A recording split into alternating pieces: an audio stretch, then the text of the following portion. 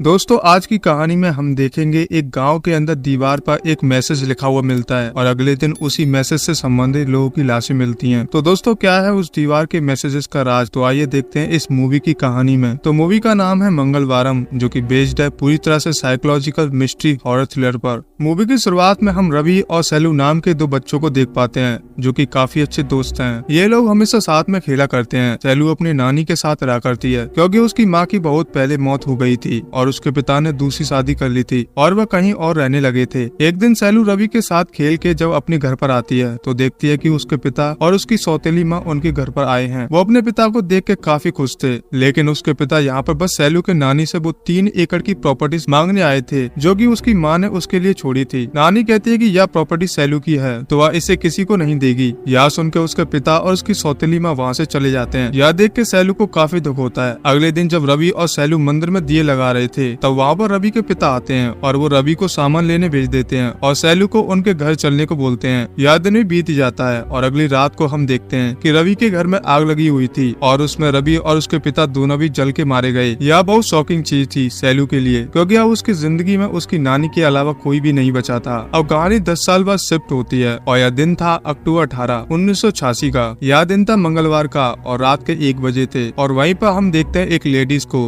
जो कि गॉडेस लक्ष्मी के गेटअप में गांव में भाग रही थी और वो शायद कोई रिचुअल कर रही थी। अगली सुबह उसी गांव में एक दीवार के सामने बहुत लोग इकट्ठा हो जाते हैं क्योंकि किसी ने उस दीवार पे एक मैसेज लिखा था। यहाँ पर इकट्ठा लोगों में काशी, राजू और पाली नाम के 2 लोग थे। इनमें से पाली जो था वो अंधा था और वहीं पर डेलियन नाम का एक आदमी भी दीवार के सामने आगे खड़ा हो जाता है, लेकिन वो अनपढ़ था। तो काशी, राजू, पली और डेनियल के लिए दीवार पर लिखा हुआ मैसेज पढ़ता है और उस पर लिखा था कि डेनियल की पत्नी मैरी और श्यामला नाम के औरत का पति माची, इन दोनों का नाजायज संबंध है तो गाँव वालों को उन्हें एक्सेप्ट करना चाहिए और इस गांव में रहने देना चाहिए। यह सुन के वहाँ खड़ा डेनियल बहुत गुस्सा था कि उसकी पत्नी उसे चीट कर रही है और वह अपने घर की तरफ जा ही रहा था कि गांव वालों को खबर मिलती है कि कुएं के पास माची और मैरी की लाशें पड़ी मिलती हैं। पूरा गांव इकट्ठा होता है और सबको लगता है कि इन दोनों का नाम किसी ने दीवार पर लिखा था और इनका भंडा फूटने के कारण शर्मिंदा होकर इन्होंने आत्महत्या की है। तभी वहाँ पर गाँव की न्यू एसआई माया आती है जिससे ये मर्डर लग रहे थे। वो बॉडीज को पोस्टमार्टम के लिए भिजवाना चाहती थी, लेकिन गाँव वाले कहते हैं कि इन बॉडीज को ले जाने से पहले तुम्हें वहाँ के लैंडलॉर्ड की परमिशन लेनी होगी। लैंडलॉर्ड वहाँ पर आता है और वह कहता है कि इन बॉडीज को सीधा जलाने और दफनाने के लिए ले जाओ, कोई जरूरत नहीं है पोस्टमार्टम करने की, यह खुदकुशी है, यह बोल के वो वहाँ से चला जाता है। और दोस्तों यहाँ इस वक्त गाँव के कुछ और इम्पोर्टेंट लोग भी मौजूद थे, जैसे गुर्राजा जिसकी गाँव में काफी चलती थी और वासु नाम का एक फोटोग्राफर जो यहाँ पड़ी लाशों की फोटोज लेने आया था और पूरे गाँव में यह बस अकेला ही फोटोग्राफर था।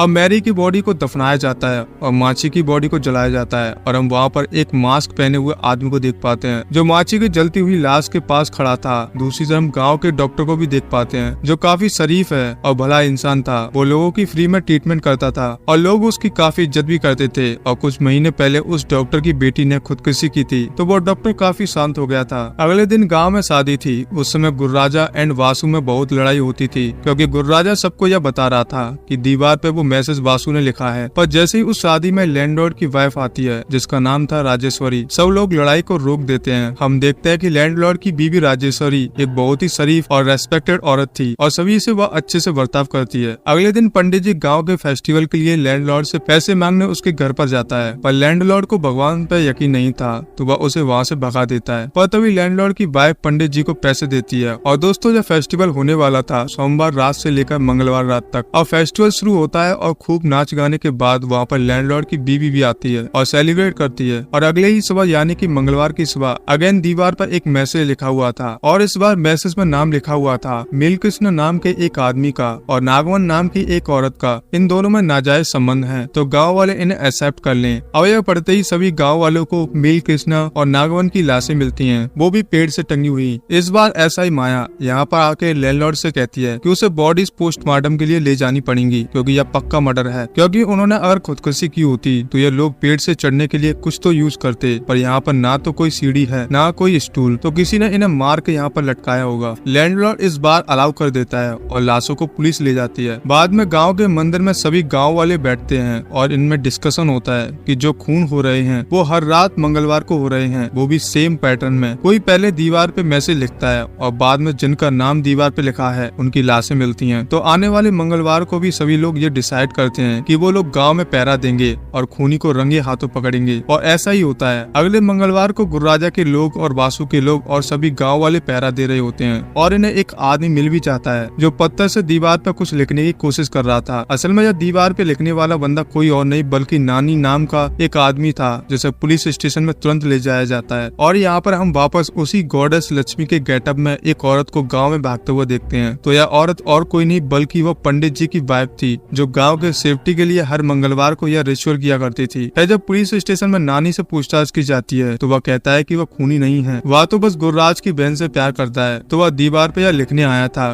कि उसका और गुर्राज की बहन का रिलेशन है। और जब यह गाँव में पता चलता है तो मजबूरन गुर्राजा को उसकी बहन के साथ उसका रिश्ता करवाना पड़ता है और बस इसलिए वह यह सब कुछ लिखने आया था। और उधर तभी ऐसा ही माया पोस्टमार्टम की रिपोर्ट पड़ती है कि जिन्हें फांसी पर टांगा गया था उन्हें मारने से पहले किसी ने एनेस्थीसिया दिया था। तो नानी खूनी नहीं हो सकता, यह कंफर्म हो जाता है, इसलिए उसे छोड़ दिया जाता है। दूसरी तरफ हम गांव के डॉक्टर को देख पाते हैं जो कहीं से गांव में आता है और उसे कुएं के पास सैलू की आत्मा दिखाई देती है। जी हाँ दोस्तों, वही सैलू जिसे हमने वीडियो की शुरुआत में देखा था। तो वो मरी कैसे, या तो हमें आगे मालूम चलेगा। डॉक्टर डर के मारे सारे गाँव में यह फैला देता है कि उसने सैलू की आत्मा देखी, जिससे सभी लोग और भी डर जाते हैं और गाँव में डर का माहौल और फैल जाता है। लेकिन अगले दिन मंगलवार को सभी गाँव वाले पहरा देने लगते हैं और इस बार ऐसा ही माया जो थी वो भी यहाँ पर अकेली इन्वेस्टिगेशन कर रही थी। तभी वह एक आदमी को रंगे हाथों पकड़ती है दीवार पर मैसेज लिखते हुए और वह व्यक्ति और कोई नहीं बल्कि गांव का सीधा साधा शरीफ डॉक्टर था। और ऐसा माया कहती है कि मुझे तुम पर ही तभी शक हो गया था जब पोस्टमार्टम रिपोर्ट में मैंने पढ़ा कि मरने से पहले विक्टिम्स को एनेस्थीसिया दिया गया था और गाँव में तुम ही एक डॉक्टर हो। और यहाँ तक कि तुमने गाँव में यह बात ही फैलाई कि तुम्हें कुएं के पास सैलू की आत्मा दिखाई दी, जो काफी शॉकिंग बात थी। और पता नहीं क्यों मुझे यह बात झूठी लगी, इसलिए मैं तुम्हारा पीछा करते हुए यहाँ पर आई और अभी तुम रंगे हाथों पकड़े गए हो। तो चुपचाप मेरे साथ चलो, वरना अगर गांव वालों ने तुम्हें देख लिया तो सभी गुस्से में तुम्हें मार देंगे। और डॉक्टर मौका देख के एसआई को बेहोश कर देता है। और जब एसआई होश में आती है तो यहाँ पर डॉक्टर काफी बड़ा सीक्रेट रिवील करता है। वह कहता है कि वह गांव के लोगों को सैलू के लिए मार रहा है, सैलू के साथ बहुत गलत हुआ था और उसका बदला वह ले रहा है। अब इसके बाद हमें पास्ट में 1.5 साल पहले की कहानी दिखाई जाती है जहाँ सैलू काफी बड़ी हो चुकी थी, वो काफी सुंदर थी। तो सभी गाँव के मर्द उसे घूरते रहते थे और उसे देखा करते थे। तो सैलू का बचपन काफी ट्रोमा में गया था, उसकी माँ नहीं थी, पिता ने उसे छोड़ दिया था,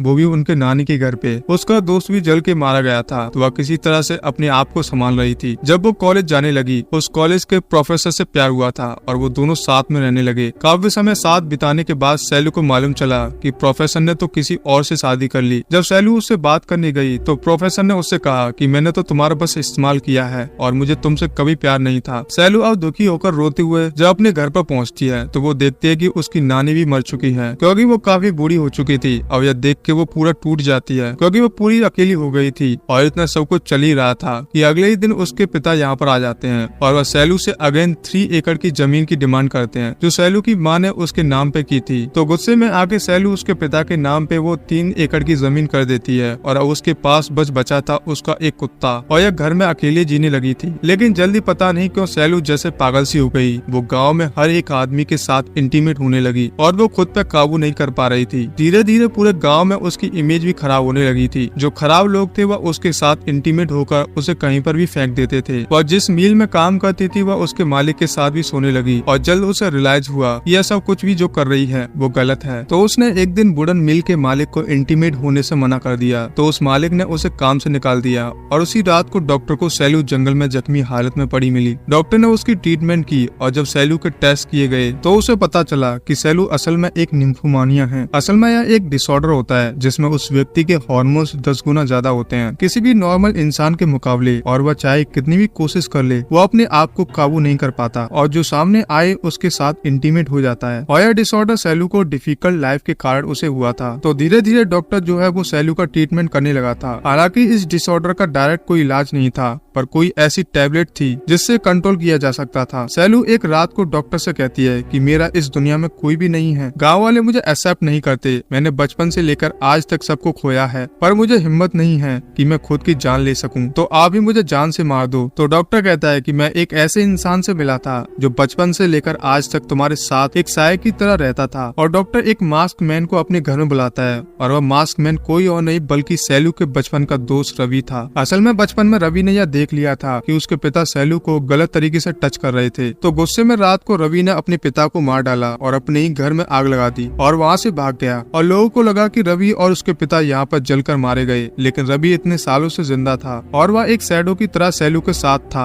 उसके अच्छे और बुरे वक्त में भी। अब वो वहीं पर सैलू को प्रपोज भी करता है और सैलू यह एक्सेप्ट भी कर लेती है और डॉक्टर सैलू और रवि तीनों भी काफी खुश थे। अगले ही दिन इन दोनों की शादी थी। तो जब डॉक्टर और रवि सामान लेने के लिए गाँव से बाहर गए थे तो गाँव के लोग लैंडलॉर्ड को सैलू की सारी बातें बताते हैं कि कैसे वह गाँव में हर मर्द के साथ सोती है और कैसे इनकी फैमिलीज में प्रॉब्लम्स क्रिएट हो रही हैं। अब यह सुन के सैलू को गांव से निकाल दिया जाता है। लैंडलॉर्ड के द्वारा गांव वाले उसे पत्थर और झाड़ू से मारते हुए उस गांव से बाहर निकाल देते हैं। जब डॉक्टर और रवि सामान लेकर गांव में वापस आते हैं तो उनको खबर मिलती है कि सैलू ने अपनी जान दे दी गाँव के कुएं में कूद के। यह देख के दोनों बहुत ही रोते हैं और उन्हें मालूम चलता है कि असल में सैलू का खून हुआ है, उसने आत्महत्या नहीं की। और तो और दोस्तों, सैलू को किसी और ने नहीं बल्कि 6 लोगों ने मिलकर मारा था और वो 6 लोगों में से 4 लोग वो थे जिनके नाम डॉक्टर ने दीवार पर लिखे हैं। हर मंगलवार को उन्हें जाके मारा था। यानी शुरुआत में माची और मैरी और बाद में मिल कृष्णा और नागमणि जिनके नाजायज संबंध थे, और अभी 2 लोग थे जिनका मरना अभी बाकी था। और यह टोटल 6 लोग थे जिन्होंने 1.5 साल पहले सैलू को जान से मारा था। और तो और अभी भी ये रीजन सामने नहीं आया था कि सैलू को इन लोगों ने क्यों मारा था। तो कहानी अब प्रेजेंट में आती है और डॉक्टर की सारी बातें सुन के और सैलू की दुख भरी लाइफ को देखते हुए ऐसा ही माया को भी काफी दुख होता है। वहीं का जो लैंडलॉर्ड था वो भी उस घर के बाहर ही बैठ के डॉक्टर और माया की सारी बातें सुन रहा था। तभी हम दूसरी तरफ देखते हैं कि खेत में फोटोग्राफर वासु अकेले ही पैरा दे रहा था। तो वहाँ पर रवि आता है, वो भी मास्क पहन के, और वो वासु को जान से मार देता है उसके पेट में एक त्रिशूल घुसा के। और यहाँ पर डॉक्टर एसआई को बोलता है कि अभी 5वां व्यक्ति मारा होगा जिसने सैलू को जान से मारा था और वह 5वां व्यक्ति है फोटोग्राफर वासु। तो ऐसा ही माया पूछती है कि आखिरी व्यक्ति कौन है। तो डॉक्टर बताता है कि आखिरी 6वीं व्यक्ति है लैंडलॉर्ड की बीवी राजेश्वरी। अब यह सुन के बाहर बैठा लैंडलॉर्ड शॉक हो जाता है। डॉक्टर कहता है कि असल में एक बार पास्ट में सैलू के पीछे कुछ गुंडे पड़ गए थे, तो सैलू बचने के लिए वासु के घर के बाहर आकर छुप गई। लेकिन उसने देखा कि वासु और लैंडलॉर्ड की वाइफ वहाँ पर इंटीमेट हो रहे हैं और वो यह देख के वहाँ से भागने लगी, पर उसे वासु और लैंडलॉर्ड की बीवी ने भागते हुए देख लिया। तो लैंडलॉर्ड की बीवी यानी कि राजेश्वरी ने अपने खास लोगों को बुलाया, यानी माची, मैरी, मिल कृष्णा और नागमणि, इन चारों को, और इन्हें कहा कि हमारे नाजायज संबंध के बारे में लोगों को पता नहीं चलना चाहिए और तुम्हारा भी आपस में जो नाजायज संबंध है यह भी जल्द लोगों को पता चल सकता है सैलू के कारण। तो हम सब मिलकर सैलू को मार देंगे। और इसलिए जैसे ही सैलू को गांव से बाहर निकाला गया और मौका देखकर इन 6 लोगों ने उसका गला घोंट के उसे मार दिया और बाद में उसकी लाश को पानी में फेंक दिया। डॉक्टर कहता है कि 5 लोग मारे गए हैं, बस लैंडलॉर्ड की पत्नी बाकी है जिसे अब मैं जाके मारूंगा, जिससे सैलू की आत्मा को शांति मिलेगी। या बोल के वो लैंडलॉर्ड के घर जाता है तो देखता है कि लैंडलॉर्ड ऑलरेडी अपनी बीवी को मार रहा है और वो गुस्से में उसे जिंदा ही जला के मार देता है। लैंडलॉर्ड भले ही खड़ूस था पर अपने गांव वाले से वह प्यार करता था, इसलिए सच पता चलते ही उसने अपनी पत्नी को जला के मार दिया। और उसकी बीवी गांव वालों के लिए एक देवी के समान थी, पर असल में उसके काम नीच वाले थे जिसके बारे में गांव वालों को कुछ भी नहीं पता था। तो सैलू को जस्टिस मिल जाता है। अगले दिन गांव वालों को और ऐसा ही माया को लैंडलॉर्ड बोलता है कि उसकी बीवी को बहुत तकलीफ हुई कि गाँव में यह सब हो रहा है और कई सारे लोग मर रहे हैं, और इसलिए उसने अपने आप को देवी को समर्पित करते हुए अपने आप को आग लगा दी और अपनी आहुति देवी को दे दी। अब यह सुनकर गांव वालों को लैंडलॉर्ड की पत्नी यानी कि राजेश्वरी के लिए और भी इज्जत बढ़ जाती है, लेकिन उन्हें यह नहीं पता था कि वह असल में कैसी थी। खैर, ऐसा ही भले ही एक पुलिस ऑफिसर थी, लेकिन वो एक औरत भी थी और इसलिए वह सैलू की खुशी के लिए ये राज राजी रखती है और वो डॉक्टर और लैंडलॉर्ड को और रवि को अरेस्ट नहीं करती और गाँव से ट्रांसफर ले लेती है। और यह जो सैलू का सीक्रेट था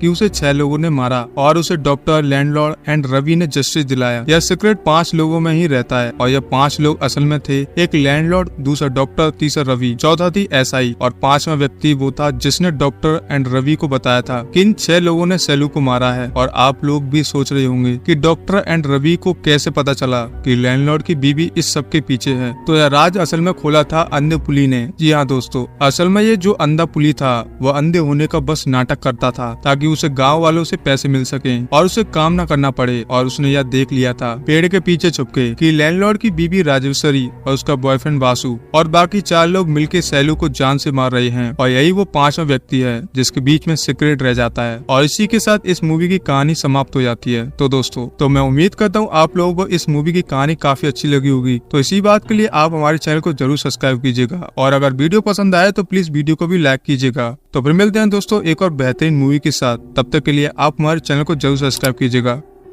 जय हिंद दोस्तों।